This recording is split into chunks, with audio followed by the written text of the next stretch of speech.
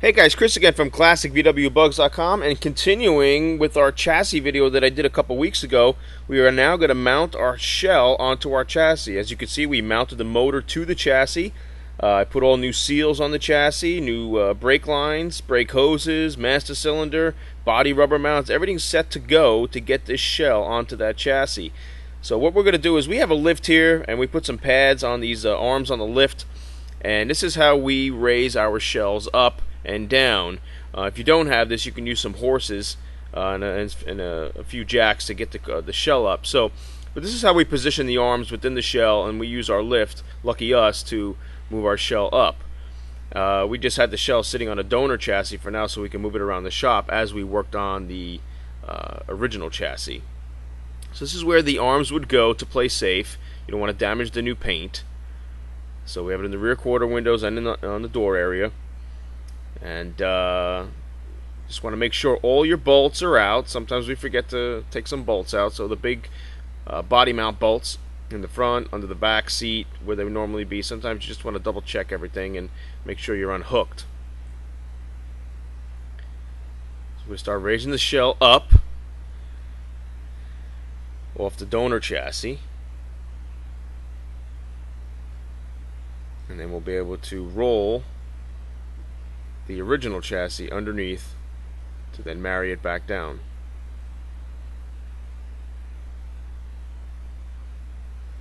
This is similar to the way they did it in the factory. They would have hoisted the shell upward.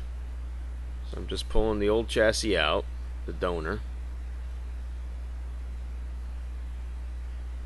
See, if you don't have a lift, you can use horses like this to raise your shell up or down and lower your chassis up or down. Or if you have a few guys that can help you, when you attach the bumpers to the shell, you can move the shell around. This video is on YouTube, so for you to see that.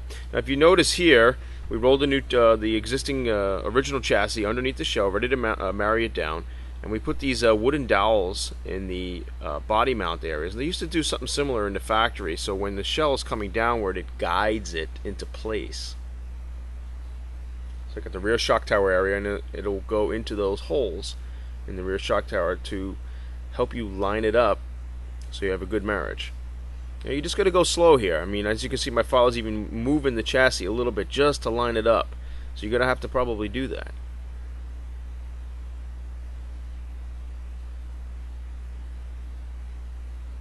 We'll start heading downward now. Just go slow, take your time. And you have to stop along the way just to make sure you're still centered. So we have a friend here that comes by to our shop and is helping us out while I film. So now I'm going to look here in the front body mount area where it goes on the front beam, and you see I'm just a little off. The dowels aren't just center, so you want to move the shell a little so you're lined up correctly. And that's a little bit better. Now you can see the dowel is going to start heading down, heading through the hole.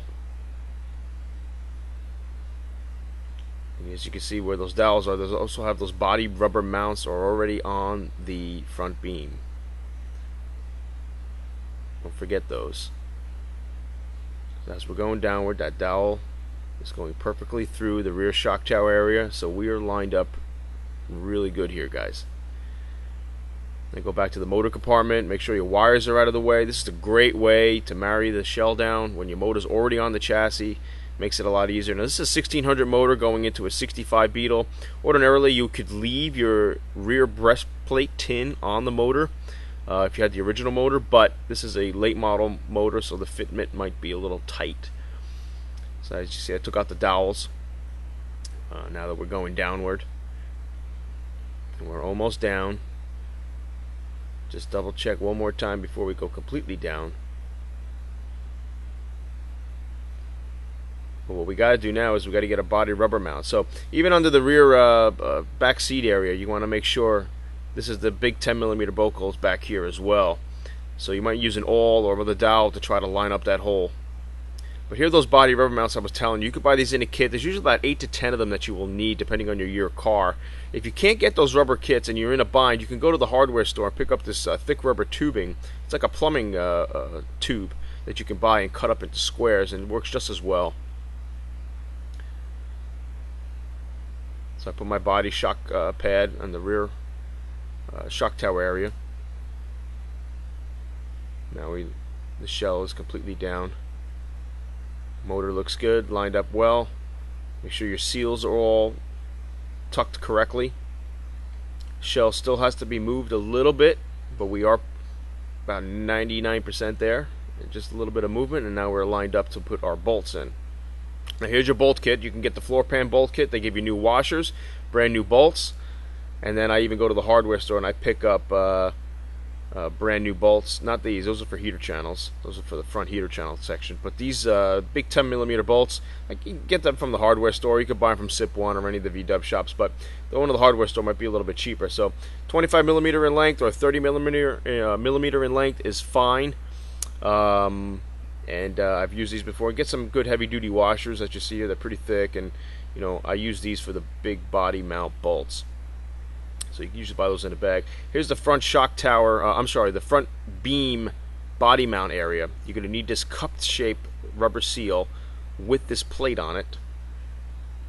You can buy the replacement plates on Sip One, and then they go down here. You get your 10mm body bolt with washer, and I thread them in to the front beam. You might need a tap here. Sometimes those threads are kind of gunky or kind of rusted up, and you want to put a tap in there. You're also going to need those big 10mm bolts underneath the back seat. Oval windows will have a second bolt right next to it, in 50s models BuGs as well. I also set up these to mount under the back seat. These are the 8mm bolts with the cupped washers. I like to get all brand new bolts. So if the hole is not lined up correctly, you can get an awl or a pointy implement and start moving it.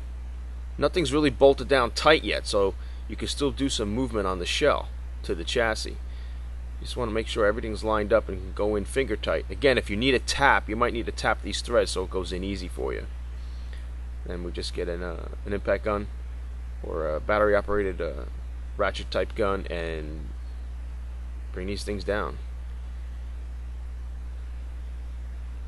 Those are 17mm socket, and the other ones were 13mm.